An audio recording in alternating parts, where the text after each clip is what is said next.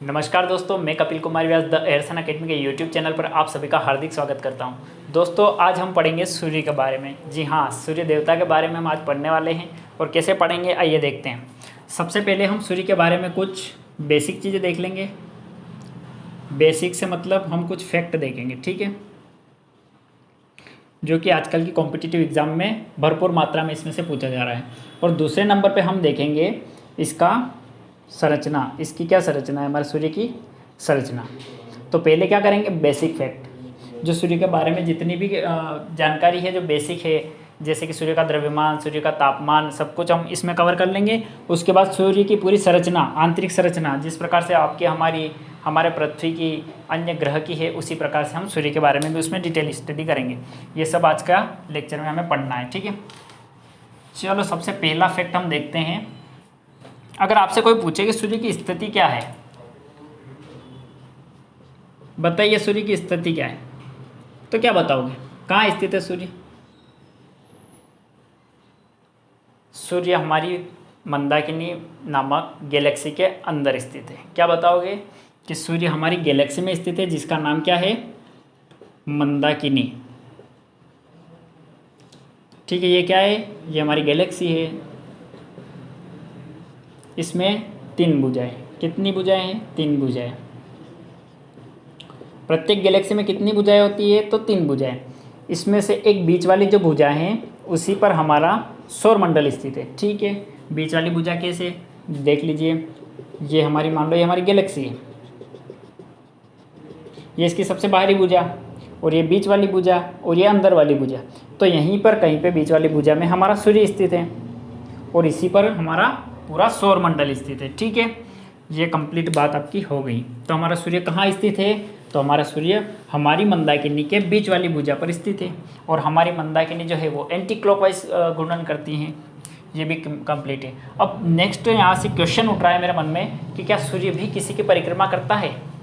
जिस प्रकार से हमारी पृथ्वी सूर्य की परिक्रमा करती है, उस प्रकार क्या सूर्य भी किसी ग्रह या उपग्रह या किसी की परिक्रमा करता है क्या? तो सूर्य किसी ग्रह या उपग्रह की परिक्रमा नहीं करता है। हाँ, सूर्य परिक्रमा करता है, लेकिन किसकी करता है वो सुनिए। जैसे कि ये हमारी मंदाकिनी हो गई, ठीक है, और ये हमारा सूर्य यहाँ पर है, बीच वाली भुजा पर। तो सूर्य परिक्रमा करता है हमारी मंदाकिनी के केंद्र की। किसकी परिक्रमा करता है? हमारे मंदाकिनी के केंद्र की, जहाँ पर ब्लैक होल होता है। ये बात आपकी कंप्लीट होनी चाहिए। और जो एक परिक्रमा करने में कितना समय लगाता है, जैसे कि हमारी पृथ्वी सूर्य का परिक्रमा करती है 1 वर्ष में, है ना, तो ये कितने वर्ष में उसकी परिक्रमा कर लेता है? तो सूर्य हमारे मंदाकिनी की केंद्र की परिक्रमा 25 करोड़ वर्ष में करता है।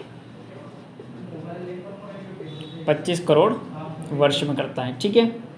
और ये जो 25 करोड़ वर्ष में जब एक परिक्रमा कर लेता है, तब इसको बोला जाता है एक ब्रह्मांड वर्ष। क्या बोला जाता है? एक ब्रह्मांड वर्ष। तो एक ब्रह्मांड वर्ष कितने वर्षों को कहा जाता है? तो 25 करोड़ वर्षों को एक ब्रह्मांड वर्ष कहा जाता है, क्योंकि हमारा सूर्य हमारी मंदाकिनी के केंद्र का एक चक्कर 25 करोड़ वर्ष में पूरा करता है। ये आपका कंप्लीट होना चाहिए। क्लियर? अब सूर्य की स्थिति हमने पढ़ ली, इसको हम मिटा देते हैं। अब हम सूर्य का आकार पढ़ेंगे, ठीक है, इसको भी मिटा ही देते। चलो, स्थिति के बाद में दूसरा हम सूर्य का आकार पढ़ेंगे। सूर्य कितना बड़ा है ये पढ़ना हमें, ठीक है। तो ये हमारा सूर्य है, ये हमारा सूर्य है, ठीक है। सूर्य के क्या है, केंद्र है। यहीं पर केंद्र में क्या होती है, नाभिकीय संलयन की प्रक्रिया होती है। सूर्य के केंद्र से सूर्य की सतह तक की दूरी कितनी है? सूर्य के केंद्र से सूर्य की सतह तक की दूरी, यानी कि सूर्य की त्रिज्या, ये कितनी है? ये है दोस्तों 6,96,000 किलोमीटर। सूर्य के केंद्र से सूर्य की सतह तक की दूरी, यानी कि सूर्य की त्रिज्या, वो कितनी है, ये। तो सूर्य के व्यास कितना बड़ा है? सूर्य के एक छोर से दूसरे छोर पे अगर जाना हो तो कितनी दूरी है? वैसे जान नहीं सकते हैं अपन, है ना, सिर्फ कहने की बात है, ठीक है।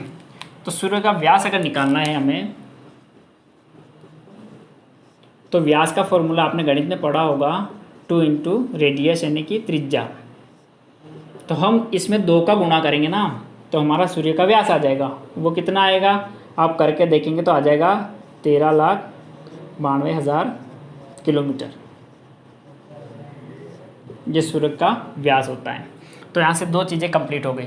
सूर्य के आकार में हमने क्या पढ़ा? सूर्य के आकार में हमने पढ़ा सूर्य का व्यास और सूर्य की त्रिज्या कितनी है। सूर्य की त्रिज्या है 6,96,000 किलोमीटर और इसका व्यास है व्यास है 13,92,000 किलोमीटर, क्योंकि व्यास त्रिज्या का डबल होता है। ठीक है, ये भी कंप्लीट है सर। नेक्स्ट बताइए। तो नेक्स्ट बताते हैं सूर्य का द्रव्यमान। बहुत ही अच्छी अच्छी चीज़ें पढ़ेंगे आज सूर्य के बारे में। सूर्य का द्रव्यमान, तो द्रव्यमान किसको कहते हैं? वजन को, भार को। तो कोई वजन सूर्य को कोई तोलने गया होगा? नहीं, वैज्ञानिक आधार पर हम बता रहे हैं भैया। हम भी तोलने नहीं गए, हमने भी जो किताबों में पढ़ा वही आपको बता रहे हैं। तो सूर्य का द्रव्यमान के बारे में अगर बात की जाए तो हमें कहा गया है कि सूर्य का द्रव्यमान पृथ्वी से, यानी कि किताबों में लिखा हुआ है, ठीक है, सूर्य का द्रव्यमान पृथ्वी से 3,32,000 गुना ज़्यादा है, अधिक है। अब ये क्या हो गया सर? अब पृथ्वी का द्रव्यमान तो हमें पता ही है नहीं। तो सुनिए, पृथ्वी का द्रव्यमान होता है 5.97 गुणित 10⁻24 किलोग्राम। अब ये लिखने में तो बहुत छोटा लग रहा है, लेकिन इसकी कैलकुलेशन जब हम करेंगे तो ये बहुत ज़्यादा है। ठीक है, तो जब हम पृथ्वी के द्रव्यमान में इसका गुणा कर देंगे तो हमें सूर्य का द्रव्यमान पता चल जाएगा। ठीक है, तो सूर्य का कितना वजन होगा वो आप निकाल लीजिएगा। कितना? पृथ्वी से 3,32,000 गुना ज़्यादा।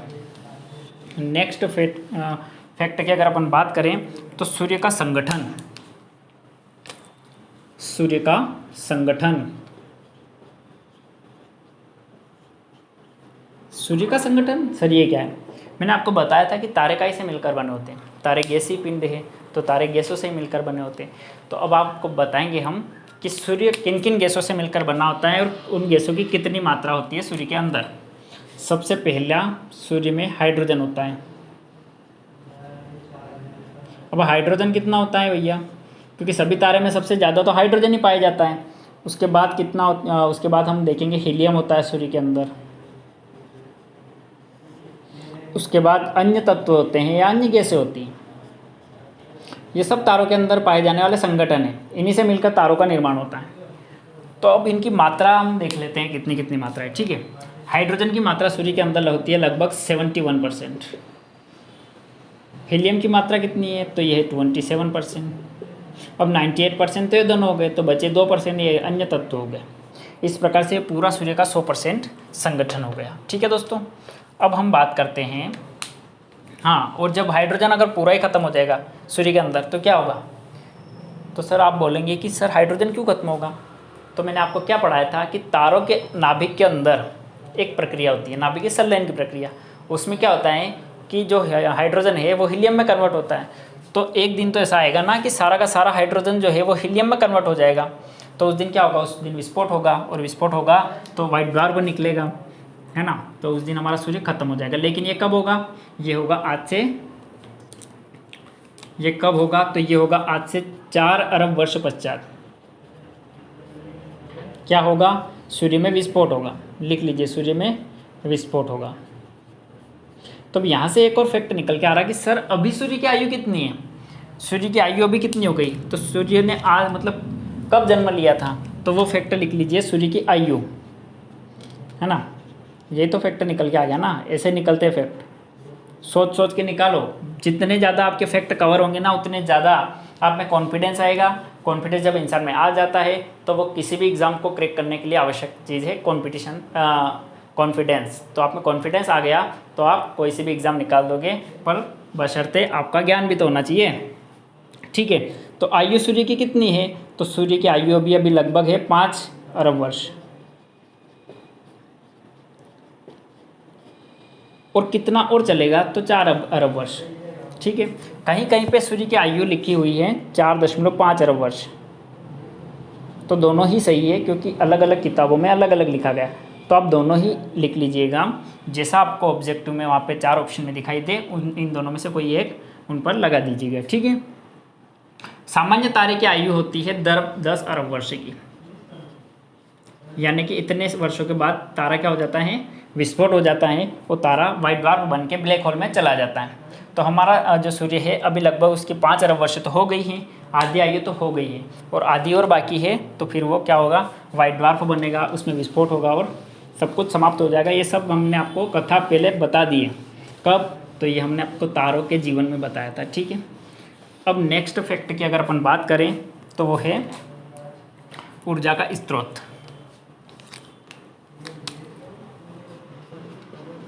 ऊर्जा का स्रोत। आपके मन में सवाल तो आता ही होगा ना कि लोग बोलते हैं कि हमें सूर्य ऊर्जा देता है, तो आपके मन में सवाल नहीं आता कि सर ऊर्जा सूर्य में कहाँ से आती है? बेसिकली बात है भैया, आता ही होगा, हम और आप तो मनुष्य, और मनुष्य का दिमाग तो कुछ भी सोच सकता है ना। तो सूर्य के नाभिक में, ये सूर्य का नाभिक है, यहाँ पर एक प्रक्रिया होती है जिसका नाम मैं बार बार लेता हूँ। कौन सी प्रक्रिया होती है? नाभिकीय संलयन की प्रक्रिया। हाइड्रोजन हीलियम में कन्वर्ट होती है और उससे बहुत सारी ऊर्जा बनती है, ठीक है। तो यही है सूर्य की ऊर्जा का स्रोत। क्या है? नाभिकीय संलयन की क्रिया। नाभिकीय संलयन क्रिया। अब एक और सवाल उठ रहा है कि सर नाभिकीय संलयन की क्रिया क्या होती है? चलो इसको भी आज तो बता ही देते हैं। इसमें क्या होता है कि दो हल्के नाभिक मिलते हैं इस प्रकार से, और वो दोनों हल्के नाभिक मिलकर के भारी नाभिक का निर्माण करते हैं। ये कैसे होता है सर? एक एग्जांपल ले लेते हैं अपने सामान्य जीवन में।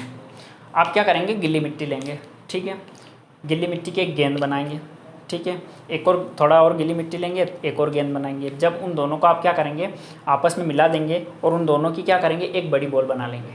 उसी प्रकार से क्या होता है कि दो हल्के नाभिक, ये आप हाइड्रोजन के नाभिक ले लीजिए, दो हल्के, ये दोनों आपस में मिलकर के हीलियम के एक भारी नाभिक का निर्माण करते हैं। इसी प्रक्रिया को हम नाभिकीय संलयन की प्रक्रिया कहते हैं। और इसकी विपरीत होती है नाभिकीय विखंडन की प्रक्रिया। उसमें क्या होता है, उसमें एक बड़ा नाभिक होता है और दो अलग अलग नाभिक में टूटता है। तो उससे अभी हमें कोई लेना देना नहीं है, अभी तो हमें नाभिकीय संलयन देखना था, ठीक है। ये हमारी सूर्य की ऊर्जा भी हो गई।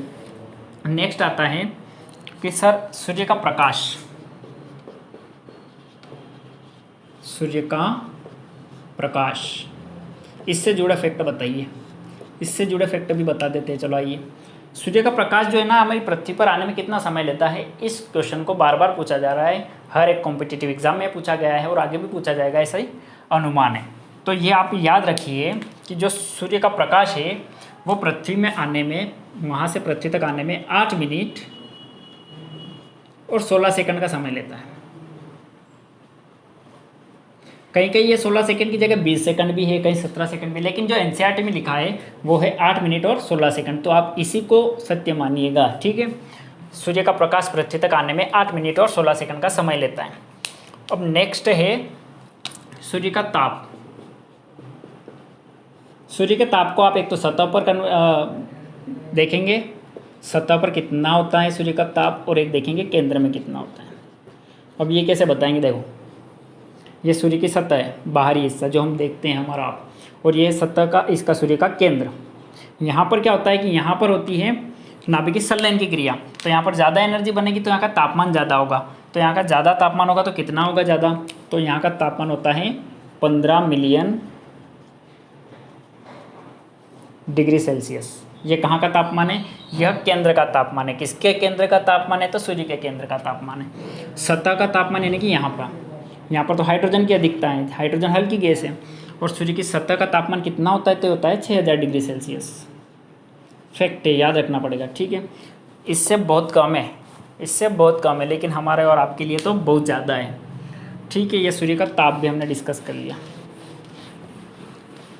अब नेक्स्ट, अब हम चलते हैं सूर्य की संरचना के ऊपर, जिससे क्वेश्चन कहाँ पूछा जाता है, जिससे क्वेश्चन पूछे जाते हैं हमारे यूपीएससी, एमपीपीएससी, एसएससी, है ना, हाई लेवल के जितने भी क्वेश्चन है वो डीप में यहीं से पूछे जाते हैं, ठीक है। रेलवे, एमपीएसआई वगैरह, उनमें से क्वेश्चन आपका बन जाएगा जो भी हमने बताया है। तो अगर आप ये भी पढ़ लेते हैं तो आपकी एसएससी लेवल, यूपीएससी जिसमें आपको आंसर राइटिंग करना होती है, ये सभी आपका क्लियर हो जाएगा, ठीक है। आइए देखते हैं संरचना, सूर्य की संरचना। सूर्य के अंदर क्या क्या चीज़ें पाई जाती है वो। सूर्य एक प्याज की तरह है, प्याज, और हमारा प्याज खाते ही हैं, तो सूर्य एक प्याज की तरह है। सर कैसे हैं?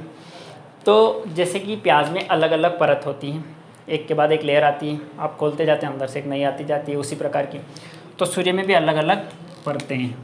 पृथ्वी में भी है, लेकिन वो हम कब पढ़ेंगे? जब हम पृथ्वी का अध्ययन करेंगे, ठीक है। तो संरचना पे अगर अपन गौर करें तो सबसे पहले आता है क्रोड़। ये क्रोड़ है सूर्य का केंद्र। तो सूर्य के केंद्र को क्या कहा जाता है? क्रोड़ कहा जाता है। नंबर 2 पे अगर अपन पढ़ें तो विकिरण क्षेत्र, रेडिएशन जोन, ठीक है। नंबर 3 की बात करें तो संवहन क्षेत्र, ठीक। नंबर 4 की अगर बात करें तो प्रकाश मंडल। ये वो मंडल है, या ये सूर्य का कह लीजिए कि वो भाग है जिसे हम और आप देख पाते हैं पृथ्वी से। ये चीज़ें तो सूर्य के अंदर है। किस प्रकार से अंदर है सर?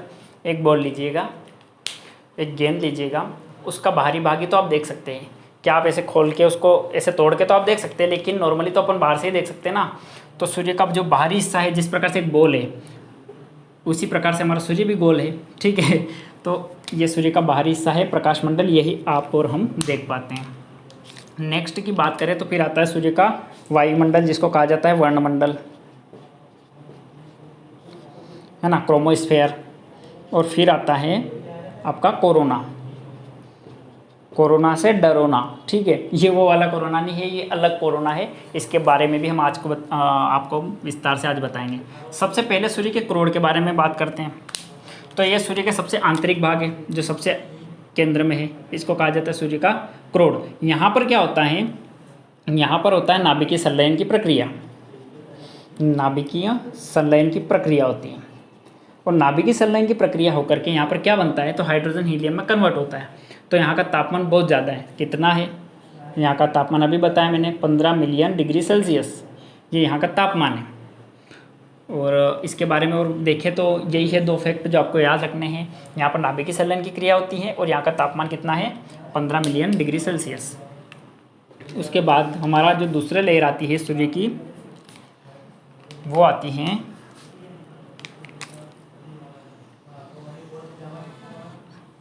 विकिरण क्षेत्र।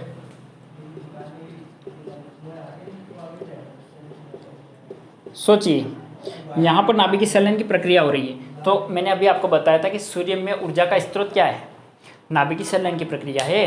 तो यहाँ पर अगर नाभिकीय संलयन की प्रक्रिया हो रही है तो क्या बनेगी? ऊर्जा बनेगी, बेसिकली बात है। तो वो ऊर्जा यहाँ से बाहर तो निकलेगी ना, यहीं तो नहीं रहेगी। तो यहाँ से ऊर्जा बाहर निकलेगी। अब क्वेश्चन आता है कि यहाँ से ऊर्जा बाहर क्यों निकलेगी? भैया इतना क्या बुरा लग गया उसका क्रोड़ जो यहाँ से बाहर निकलेगी? तो ऊर्जा का एक गुण होता है कि वह लो प्रेशर से हाई प्रेशर की ओर भागती है। ये पी प्रेशर, तो यहाँ पर प्रेशर ज़्यादा है और घनत्व भी ज़्यादा है। तो यहाँ से वो क्या करेगी? लो घनत्व से हाई घनत्व की तरफ, है ना, डेंसिटी, लो डेंसिटी से हाई डेंसिटी की तरफ वो भागेगी। तो भाग कर कहाँ जाएगी भैया? तो भाग के दूसरा आएगा विकिरण क्षेत्र, यहीं पर आएगी। तो यहाँ पर आकर वो एनर्जी एक्स किरणें, एक्स रेस, है ना, गामा रेस, एक्स किरणें, गामा किरणें, फोटोन, इन सब का क्या करेगी? निर्माण करेगी। तो इनका निर्माण कैसे होता है? तो ऊर्जा से होता है, जो सूर्य के केंद्र से निकलती है। जब ये ऊर्जा यहाँ से बाहर निकलेगी, इस क्षेत्र में भी नहीं टिकेगी ज़्यादा देर, क्योंकि फिर से यहाँ से भी तो बाहर और कम प्रेशर है, क्योंकि हाई प्रेशर से लो प्रेशर की ओर भागेगी। तो यहाँ पर और कम प्रेशर आ गया आपका। इस क्षेत्र को कहा जाता है संवहन क्षेत्र।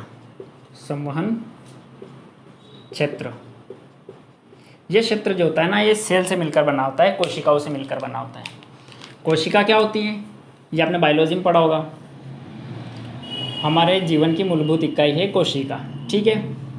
ये सेल्स किस प्रकार से बनते हैं कि जो हमारा विकिरण क्षेत्र है ना, इसके पास वाली परत से ऊपर जाएंगे तो पहले बड़ी सेल, फिर छोटी सेल, फिर छोटी, धीरे धीरे ऊपर जाने पर ये बाहर की तरफ जाने पर, केंद्र से बाहर की तरफ जाने पर इनका आकार छोटा होता जाता है और इनका द्रव्यमान भी कम होता जाता है, ठीक है। इस प्रकार से ये व्यवस्थित होती हैं। अब इसके बाद क्या आता है? तो इसके बाद सूर्य का आता है हमारा, जो अब आप और हम देख पाते हैं, प्रकाश मंडल। इसको अच्छे से क्यों बनाएंगे भैया? क्योंकि इसको ही तो देख पाते हैं, इसलिए इसको अच्छे से बनाएंगे ठीक है। तो इसको हम पृथ्वी से देख पाते हैं, बाकी इन चीज़ों को हम पृथ्वी से नहीं देख पाएंगे, ठीक है, क्योंकि ये सूर्य के अंदर है और सूर्य गोल है। इसके बाद क्या आता है, ये है प्रकाश मंडल। ये क्या है, प्रकाश मंडल। प्रकाश मंडल का तापमान कितना होता है, तो प्रकाश मंडल को ही सूर्य की सतह कहा जाता है और इसकी तापमान होता है 6000 डिग्री सेल्सियस। कितना कम है देखो इससे, यहाँ पे 15 मिलियन डिग्री सेल्सियस, वहाँ पर 6000 डिग्री सेल्सियस। उसके बाद हम और बाहर जाएंगे तो सूर्य तो यहीं पे ख़त्म। अब सूर्य का आता है यहाँ पर बाहर वायुमंडल। जैसे कि हमारी पृथ्वी का वायुमंडल है ना, वैसे सूर्य का वायुमंडल है, इसमें हवा ही हवा है। जहाँ तक गुरुत्वाकर्षण सूर्य का काम करेगा वहाँ तक सूर्य का वायुमंडल होगा, ये इसमें हवा ही हवा है। ठीक है, तो ये था सूर्य की संरचना। अब बात करते हैं कि सूर्य के अंदर से जो एनर्जी निकलती है वो हम तक कैसे पहुंचती है उस बारे में। तो उस बारे में जब बात करेंगे तो चलो इसी में कर लेते हैं डिस्कशन। यहाँ से क्या होता है कि यहाँ पर होता है हमारी नाभिकीय संलयन की प्रक्रिया, हीलियम का हाइड्रोजन में कन्वर्ट। ठीक है, जब वो हीलियम का हाइड्रोजन में कन्वर्ट होती है तब क्या होता है, बहुत ज़्यादा मात्रा में एनर्जी का उत्पादन होता है, एनर्जी बनती है। वो एनर्जी बनकर कहाँ जाएगी, तो वो एनर्जी बन करके यहाँ आएगी, क्योंकि यहाँ लो प्रेशर, यहाँ हाई प्रेशर है और एनर्जी लो प्रेशर में आएगी। ठीक है, यहाँ आने के बाद वो एक्स किरणें, वाई किरणें फोटोन को बनाएगी। फोटोन क्या होते हैं, ये ऊर्जा के छोटे छोटे बंडल होते हैं। ठीक है, तो ये फोटोन को बनाएगी, ये फिर इसके बाद कहाँ जाएगी एनर्जी, तो फिर इसके बाद फिर बाहर निकलेगी। बाहर अब कैसे निकलेगी, तो अब ये आएगी संवहन क्षेत्र में। संवहन क्षेत्र में जब ये एनर्जी आएगी तो ये सेल के अंदर होकर के गुजरेगी इस प्रकार से। ये अब बाहर निकल के वायुमंडल में एनर्जी आ जाएगी और कहाँ जाएगी, तो हमारे और आपके पास आएगी। ठीक है, हमको क्या देती है सूर्य की किरणें, विटामिन डी देती है। अभी कोरोना में बहुत चला इसका। ठीक है, तो आप लीजिए सूर्य की धूप को, इससे एनर्जी मिलेगी आपको, है ना। तो ये इस प्रकार से आती है। अब कभी कभी क्या होता है, कभी कभी सूर्य में सोलर फ्लेयर की घटना होती है। सामान्य रूप से तो इसी प्रकार से एनर्जी हमको मिलती है सूर्य से, लेकिन हमको ही नहीं, पृथ्वीवासियों को ही नहीं, अपितु ब्रह्मांड के जितने भी ग्रह हैं, हमारे जो सौर मंडल में जो जितने भी ग्रह उपग्रह हैं, कितने ग्रह हैं, तो बोले तो 8 ग्रह अभी है, लेकिन जो नौवां ग्रह है वहाँ तक सूर्य की एनर्जी जाती है, प्लूटो तक। ठीक है, तो ये अब हम मिटाते हैं और दूसरी कंडीशन लेते हैं। नॉर्मल स्टेज में तो यही होता है कि इस प्रकार से सूर्य एनर्जी निकालता है। किस प्रकार से, तो वहाँ से इसके नाभिक में संलयन की प्रक्रिया होगी, वहाँ से एनर्जी निकलेगी और वो सेल से होकर के बाहर निकल जाएगी। लेकिन अब दूसरा केस लें कि जब सोलर फ्लेयर की घटना सूर्य में होती है। सोलर फ्लेयर ये क्या होता है, कल बताया था मैंने आपको, सोचिए, मैं भी बताऊंगा। पहले हम सूर्य का चित्र बना लेते हैं। ठीक है, ये सूर्य का क्रोड हो गया, इसके बाद ये विकिरण क्षेत्र हो गया, इसके बाद ये आपका संवहन क्षेत्र हो गया, ये बाहर पर आपका प्रकाश मंडल बना देते हैं। ठीक है, यहाँ से सूर्य का प्रकाश जब बाहर निकलेगा तो यहाँ पर सेल्स हैं, ये सेल्स, इसको दूसरे रंग से बनाते हैं, अट्रैक्टिव दिखेगा। ठीक है, ये सेल्स, 2 सेल के बीच में जगह होती है। ठीक है, ये 2 सेल की जो अपनी लंबी लंबी रेखाएं होती है ना, इनके बीच में कुछ जगह होती है। यहाँ से ऊर्जा निकल के सोलर फ्लेयर में क्या होता है कि बहुत ज़्यादा मात्रा में ऊर्जा बन जाती है सूर्य के अंदर, क्योंकि नाभिकीय संलयन की प्रक्रिया बहुत तेज़ होने लगती है। तो जब नाभिकीय संलयन की प्रक्रिया तेज़ होगी तो ऊर्जा ज़्यादा बनेगी, और जब ऊर्जा ज़्यादा बनेगी तो वो तेज़ भागेगी बाहर, प्रेशर के साथ बाहर भागेगी, है ना। प्रेशर का एग्जाम्पल आपको और हमको याद होगा। ठीक है, सोच लेना। तो यहाँ से भागेगी वो तेज़ बाहर की तरफ, तो वो क्या करेगी, वो इन सेल से होकर निकलेगी। पर जब प्रेशर ज़्यादा होगा गैसों का, ऊर्जा का प्रेशर ज़्यादा होगा, बाहर की तरफ एकदम तेज़ प्रेशर से बाहर निकलेगी, तब ये अपने साथ गैसों को भी लेकर जाएगी। नॉर्मल तो ये लेके नहीं जाती, लेकिन जब सोलर फ्लेयर होता है, जब तापमान बहुत ज़्यादा बढ़ जाता है, तापमान क्यों बढ़ जाता है, क्योंकि अंदर एनर्जी बहुत ज़्यादा मात्रा में बनती है, तो वो क्या करेगी, गैस को अपने साथ लेकर के कहाँ आ जाएगी, यहाँ वायुमंडल में। तो यहाँ तक मान लो इसका वायुमंडल है, तो अब ये कहाँ आ गई, वायुमंडल में गैसों को लेकर। सबसे पहले तो ये लेकर आएगी सतह पर गैसों को। सतह का तापमान 6000 डिग्री सेल्सियस, क्या बोलते हैं सतह को, तो प्रकाश मंडल। यही हम और आप देख पाते हैं। ठीक है, तो अब क्या हुआ कि ये इसको लेकर आ गई सतह पर। यहाँ पर गैस का तापमान हो गया 6 डिग्री सेल्सियस, लेकिन जो ऊर्जा है वो तो हमारे ब्रह्मांड में फैल जाएगी दूर दूर तक और ग्रहों तक आएगी। तो वो क्या करती है कि वो गैसों को अपने साथ यहाँ पर वायुमंडल में लेके आ जाती। मान लो कि गैसों के अणु हैं, तो जब ये सूर्य से बाहर निकलेगी ना, तो यहाँ पर आने के बाद ये थोड़ा दूर आने के बाद ठंडी होगी और इनका तापमान हो जाएगा 4000 डिग्री सेल्सियस। यहाँ की अपेक्षा ठंडा है। ठीक है, हमारे लिए ठंडा नहीं है, हमारे लिए तो 40 डिग्री सेल्सियस भी क्या है, बहुत गर्म है। तो 4000 डिग्री सेल्सियस तापमान यहाँ पर आने के बाद इनका हो गया है। और यहाँ आने के बाद एनर्जी तो गायब, कहाँ गायब, तो भैया इधर ही ग्रह है हमारे, ये मान लो ये बुध है, यहाँ पर शुक्र है, फिर पृथ्वी, फिर मंगल और सारे हमारे ग्रह आ गए, ठीक है। तो एनर्जी तो इनमें डिस्ट्रीब्यूट हो गई, लेकिन ये गैसों के कारण यहाँ पर आने के बाद ठंडे हो गए और ये अब दूर जा ही नहीं सकते क्योंकि एनर्जी तेज़ भाग गई। तो ये कहाँ जाएंगे, तो ये भैया ठंडे होने के बाद सूर्य भगवान ने कहा कि पास में आ जाओ, वापस हमारे पास आ जाओ, है ना, देवता है, बुला ही लेंगे। क्यों बुला लेंगे, क्योंकि आकर्षण क्षमता ज़्यादा है। तो गैसों को अपने पास वापस खींच लिया। तो अब मुझे ये बताओ कि गैसें जब सूर्य के पास वापस आएगी तो क्या इन सेल के अंदर से होकर जाएगी क्या। आप मंदिर में जाते हो, मंदिर में 2 द्वार होते हैं, एक होता है प्रवेश द्वार और एक निकासी द्वार। तो ये तो भैया निकासी द्वार था, यहाँ से गैसों को निकाला गया था। अब अंदर आने के लिए तो प्रवेश द्वार अलग होगा, और ये गैसें ठंडी भी है 4000 डिग्री सेल्सियस की, यहाँ की गैसें गर्म भी है।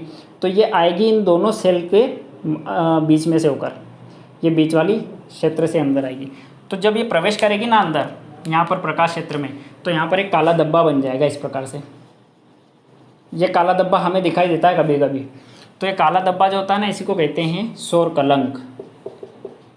इसका नाम तो पहले आपने सुना होगा, लेकिन आज आपको पता भी चल गया कि क्या होता है। क्या होता है कि ठंडी गैसें जब सूर्य के अंदर प्रवेश करती हैं, तब ये आसपास का क्षेत्र तो चमकीला, किंतु ये ठंडी हो गई है, तो ये हमें काले दिखाई देता है क्षेत्र, बीच वाला क्षेत्र, इसी को सौर कलंक कहा जाता है। और जब आप यहाँ पर हाथ लगा के ऐसे देखेंगे ना, तो ये गर्म, ये आसपास का गर्म और बीच वाला ठंडा, तो कुलकुल है ये। आप जैसे हाथ लगाओगे बोलोगे आह क्या कुलकुल है, तो कुलकुल है, तो इसका नाम बन गया कूलर पिच, कूलर पेच। हाथ लगाना मत ऐसे ही था वो, ठीक है। तो अब क्या कंप्लीट हो गया, सौर कलंक कंप्लीट हो गया, कूलर पेच कंप्लीट हो गया। अब क्या बचा, अब लास्ट बात बची हमारी कोरोना, क्योंकि इसी को हम क्या करेंगे, हराएंगे। अब कोरोना क्या होता है वो सुनिए।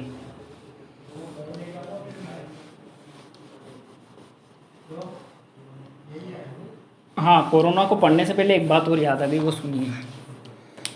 ये हमारा सूर्य है, ये सूर्य का विषुवत रेखा है। आप मुझे बताएंगे कि सूर्य का ताप केंद्र में ज़्यादा होगा, क्योंकि क्यों ज़्यादा होगा, क्योंकि केंद्र में अपनी वो नाभिकीय संलयन की प्रक्रिया हो रही है। यहाँ से जब किरणें बाहर निकलेगी ना, यहाँ से जब एनर्जी बाहर निकलेगी, तो यहाँ से ज़्यादा मात्रा में एनर्जी बाहर निकलेगी और यहाँ से कम मात्रा में एनर्जी बाहर निकलेगी। क्यों कम निकलेगी, क्योंकि केंद्र में मास ज़्यादा होता है, द्रव्यमान, और यहीं पर नाभिकीय संलयन की प्रक्रिया तेज होती है, तो यहाँ से एनर्जी ज़्यादा निकलेगी। और प्रेशर भी यहाँ ज़्यादा होगा, तो प्रेशर जहाँ ज़्यादा होता है वहाँ से तो एनर्जी दूर भागती है, तो यहाँ से एनर्जी क्या करेगी, दूर भाग के कहाँ जाएगी, बाहर निकलेगी। तो बाहर निकल के यहाँ पर आई, मान लो यहाँ से ज़्यादा गैस निकालेगी या यहाँ से ज़्यादा गैस निकालेगी, ये बात बताओ आप मेरे को। मान लो यहाँ से एनर्जी निकल रही है, एक एनर्जी यहाँ से निकल रही है, तो जो केंद्र वाली है ना, ये ज़्यादा एनर्जी निकालेगी, और जहाँ से ज़्यादा एनर्जी निकलेगी, याद रखना, वहाँ से गैसें भी ज़्यादा बाहर निकलेगी।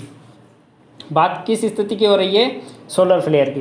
तो यहाँ से गैसें बाहर ज़्यादा मात्रा में निकलेगी और फिर ठंडी होकर वापस भी यहीं पर आएगी, तो यहीं पर बड़ा धब्बा भी बनेगा। जहाँ से ज़्यादा गैसें निकलेगी वहाँ पर काला धब्बा भी ज़्यादा बनेगा, यानी कि सौर कलंक भी ज़्यादा बड़ा बनेगा। तो विषुवत रेखा के पास में सौर कलंक ज़्यादा बड़ा बनता है, ये बात ध्यान रखना। और जब हम विषुवत रेखा से नॉर्थ में जाते हैं ना, उत्तर में, जैसे कि ये उत्तर है, ये दक्षिण है, तो हम जैसे जैसे ऊपर जाएंगे वैसे वैसे सौर कलंक छोटा बनता जाएगा। यहाँ इतना बड़ा, ये यहाँ इससे छोटा, यहाँ फिर उससे छोटा। तो कहाँ तक सौर कलंक बनता है, तो यह 0 डिग्री है और ये 40 डिग्री तक बनता है, इसके बाद नहीं बनता है, ठीक है। सबसे बड़ा 0 डिग्री पे, सबसे छोटा 40 डिग्री पे। और ये बनते बनते यहाँ पर तक जाता है, बारी बारी से बनता है। एक बार यहाँ बड़ा बना, फिर एक बार यहाँ, फिर यहाँ, ऐसे।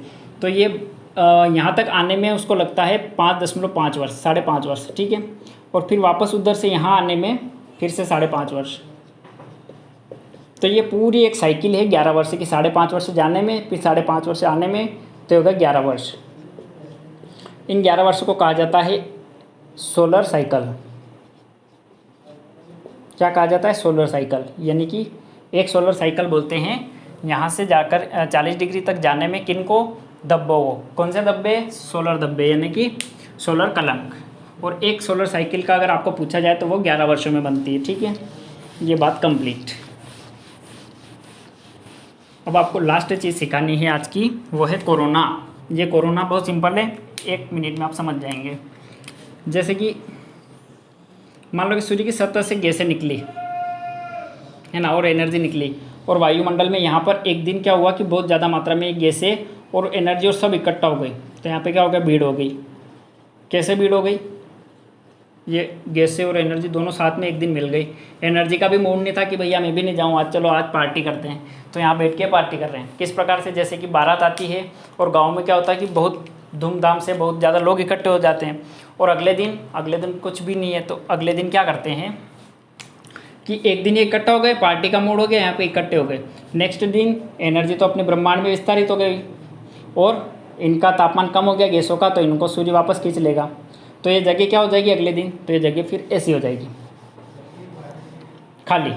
तो यहाँ पर क्या होगा, एक वाइट कलर का वाइट लाइट आपको दिखाई देगी। इसी वाइट लाइट को क्या कहा जाता है, कोरोना। ठीक है दोस्तों, तो ये थी आज हमारे सूर्य के बारे में क्लास। इसमें हमने क्या क्या पढ़ा, इसमें हमने पूरी सूर्य की संरचना पढ़ी और अच्छे से आराम से पढ़ी। इसको आप 1-2 बार वीडियो को देखिएगा, आपका पूरा अच्छे से बेसिक कवर हो जाएगा, और इस लेक्चर को 2 बार देखने पे आप पूरा ही इसका वर्णन आसानी से कर पाएंगे। तो दोस्तों, आपको अगर आज का वीडियो अच्छा लगा हो तो हमारे वीडियो को लाइक करें, कमेंट करें और हमारे चैनल को सब्सक्राइब करें। Thank you.